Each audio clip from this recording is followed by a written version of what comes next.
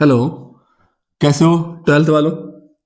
चूंकि आप जानते ही हो, आपके साथ हम जुड़े हुए हैं बहुत ही इंपॉर्टेंट मुहिम के साथ, और हम आपको बहुत इंपॉर्टेंट डेरिवेशन करा रहे हैं। चूंकि जैसा कि आप मेरे बोर्ड पर आप देख पा रहे हैं कि विद्युत द्विध्रुव के कारण किसी बिंदु P r कामा थीटा पर विद्युत विभव की गणना, ये मोस्ट इंपॉर्टेंट डेरिवेशन है। और मैं ऐसा मानता हूं कि हो सकता है कि इसके आने के चांसेस मेरे हिसाब से तो 99% है। हो सकता है प्रश्न आ भी जाए। ठीक है, ध्यान से समझिएगा, बहुत इंपॉर्टेंट डेरिवेशन है। विद्युत द्विध्रुव के कारण किसी बिंदु P r कामा थीटा पर विद्युत विभव की गणना। तो कैसे लिखे आप समझना मेरी बात। ये मैंने क्या काम किया, इसको चूंकि मैंने बना के रखा हुआ है, आपका टाइम कम जाए इसलिए। ये मेरे पास क्या है, विद्युत द्विध्रुव है, माइनस क्यू प्लस क्यू, बीच की दूरी 2a। कैसे लिखेंगे हम लोग? लिखेंगे माना AC एक विद्युत द्विध्रुव है, विद्युत द्विध्रुव के केंद्र O से स्मॉल r दूरी पर एक बिंदु P है, जहां विद्युत विभव की हमको गणना करनी है। ठीक है, बिंदु P से A तक R1 दूरी लिया मैंने, P से C तक R2 मैंने दूरी को लिया, और इस OP भुजा को मैंने थोड़ा और आगे बढ़ाया और मैंने इस पर AM नाम का लंब खींचा, और इसी OP भुजा पर मैंने क्या किया, एक CN नाम का लंब डाला है। ठीक है, जो हमारी जो परीक्षा में जो लिखने के लिए जो बात रहेगी वो क्या रहेगी, माना AC एक विद्युत द्विध्रुव है, विद्युत द्विध्रुव के केंद्र O से स्मॉल r दूरी पर एक बिंदु P है, जहां विद्युत विभव की गणना करनी है। माइनस Q आवेश के कारण क्या लिखेंगे, माइनस Q आवेश के कारण विद्युत विभव, माइनस Q आवेश के कारण विद्युत विभव। तो माइनस Q आवेश के कारण विद्युत विभव क्या होगा, आप जानते हैं। क्या जानते हैं आप? मैं ये कहता हूं किसी बिंदु आवेश के कारण विद्युत विभव क्या होगा, किसी बिंदु आवेश के कारण विद्युत विभव जो होगा वो क्या होगा, KQ बटा में R होगा। ठीक है, किसी बिंदु आवेश के कारण विद्युत विभव क्या होगा, KQ बटा R। तो पहला मेरे पास क्या है, विभव V1 चाहिए मुझको, तो V1 इक्वल टू में क्या मिलेगा, माइनस KQ बटा में दूरी R1 है तो हम क्या लिख लेंगे, R1। ये हो गया, ठीक है ना। फिर क्या होगा, प्लस Q आवेश के कारण, प्लस Q आवेश के कारण विद्युत विभव, प्लस Q आवेश के कारण जो विद्युत विभव रहेगा वो क्या रहेगा, V2। V2 इक्वल टू क्या रहेगा, KQ बटा में R2। ठीक है ना। अतः कुल विभव V equal to V1 plus V2 क्या रहने वाला है, V इक्वल टू V1 का मान कितना है, माइनस का KQ बटा में R1, प्लस V2 का वैल्यू क्या रहने वाला है, प्लस का KQ बटा में R2। V इक्वल टू क्या रहेगा, आप यहां लिखिए KQ बटा में R2, ये माइनस वाला इसके बाद लिखिए माइनस का KQ बटा में क्या रहेगा, R1 रहेगा। तो V इक्वल टू क्या लिखेंगे हम लोग, R1 R2, हम लोग एलसीएम ले लेंगे, R2 से R2 कैंसिल आउट। उससे पहले काम करिएगा, यहां पर एक काम करिएगा, आप क्या काम करिएगा, KQ कॉमन ले लो, क्या बचेगा, 1/R2 माइनस का 1/R1। समझना इस बात को। यहां क्या होने वाला है, हम लोग लिखेंगे V equal to KQ, B equal to KQ क्या लिखेंगे हम लोग, R1 R2 एलसीएम ले लेंगे, तो R2 से R2 कैंसिल आउट, तो क्या बनेगा यहां पर R1 माइनस, ठीक है, R2 से R2 कैंसिल आउट, क्या बनेगा R1। अब ये R1 से R1 कैंसिल आउट, तो क्या मिलेगा हमको, R2 यहां पर प्राप्त होने वाला है। ठीक है, तो इसको हम लोग क्या बोलेंगे, समीकरण नंबर 1। इस बात को मैं थोड़ा सा यहां पे मेंशन कर लेता हूं, लिख लेता हूं, V equal to KQ R1 minus R2 बटा में क्या होगा, R1 R2। ये मैंने क्यों किया, क्योंकि मेरे बोर्ड पर जगह थोड़ी कम है और इस बात को मैंने यहां लिख रखा। ये समीकरण मेरे पास 1 है, आप समझ पा रहे हैं। पहले मैंने क्या काम किया, माइनस Q आवेश के कारण मैंने विभव निकाला, फिर प्लस Q आवेश के कारण विभव निकाला। तो एक माइनस क्यू आवेश के कारण के क्यू बटा आर वन प्लस क्यू आवेश के कारण के क्यू बटा आर टू, कुल विभव मेरे पास ये रहा। ठीक है ना। अब जरा समझिए इसके बाद हम क्या करने, देखिए यहां पर हम लोग क्या किए, इसको हम समीकरण नंबर 1 माने थे ना यहां पर। ठीक है, विभव निकाल लिया। अब क्या चैलेंज मेरे सामने क्या है, मेरे सामने चैलेंज ये है कि मैं R1 R2 की वैल्यू पता कर पाऊं। ठीक है, तो R1 R2 की वैल्यू कैसे पता करेंगे, आप देखिए चित्र में क्या है। मैं यहां लिखूंगा कि AP बराबर किसके होगा, AP बराबर किसके होगा, PM के, और ये लगभग किसके बराबर होगा, R1 के। देखना ये AP को मैंने क्या बोला, AP जो है वो PM के बराबर है और PM किसके बराबर है, लगभग R1 के बराबर है। ठीक है, और देखिए यहां पर जो PM है, मैं PM को क्या लिखूंगा, मैं PM को लिखूंगा कि PM बराबर, यहां पर PM को लिखूंगा यहां से OP और प्लस OM। PM बराबर क्या लिखूंगा, OP प्लस OM। ध्यान दीजिएगा, PM बराबर यहां से यहां OP, देखिए OP की यहां से यहां दूरी कितनी, R है, R प्लस OM। समस्या कहां पर खड़ी हुई, समस्या यहां पर है कि आपको यह बताना है कि वैल्यू OM का कितना है। तो OM की वैल्यू पता करने के लिए हम लोग कहां गए, ट्रायंगल AOM में। कहां, त्रिभुज AOM में हम लोग पहुंचे। ट्रायंगल AOM में देखा क्या आपके पास है, आपके पास ये जानकारी है और ये वाली जानकारी आपको चाहिए है। तो ये क्या, समझो मेरी बात, ये 90 के सामने वाली भुजा क्या कहलाती, कर्ण। तो ये तो कर्ण हो गई, और ये मुझे चाहिए, और ये वाला लंब है, तो ये क्या है, आधार, और ये कर्ण। आधार और कर्ण के बीच एक रिलेशन होता है कॉस थीटा का। तो कॉस थीटा बराबर क्या रहेगा, आधार बटा कर्ण। तो मेरे पास आधार कितना है OM और मेरे पास कर्ण कितना है A। तिरछी गुणा कराऊंगा मैं तो मुझे क्या मिलेगा, OM बराबर क्या मिलेगा, A cos थीटा। OM बराबर क्या मिलेगा, A cos थीटा। मैं इस OM की वैल्यू को कहां पुट कर दूं, यहां पे, तो मुझे क्या मिलेगा, PM बराबर R plus A cos theta. और ध्यान से समझिएगा, जो PM किसके बराबर, वो R1 के बराबर है। तो मुझे बताओ R1 बराबर क्या मिलेगा, R plus A cos theta मुझको प्राप्त होगा। क्या किया मैंने, R1 की वैल्यू प्राप्त कर ली। अब मुझे किसकी वैल्यू चाहिए, R2 की वैल्यू चाहिए। तो R2 की वैल्यू प्राप्त करने के लिए हमने क्या काम किया, जो मेरे पास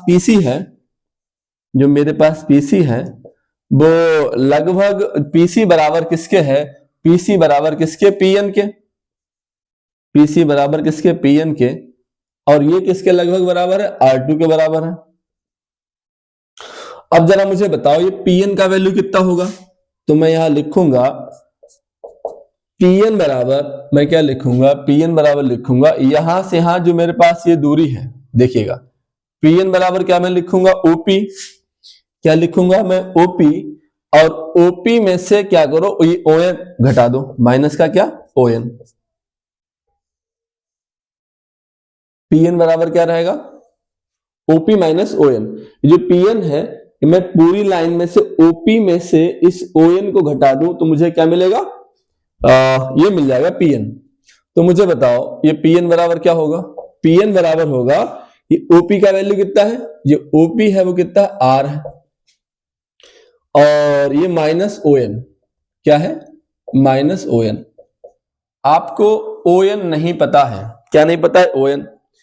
तो ON को पता करने के लिए हम लोग ट्रायंगल में गए ONC में।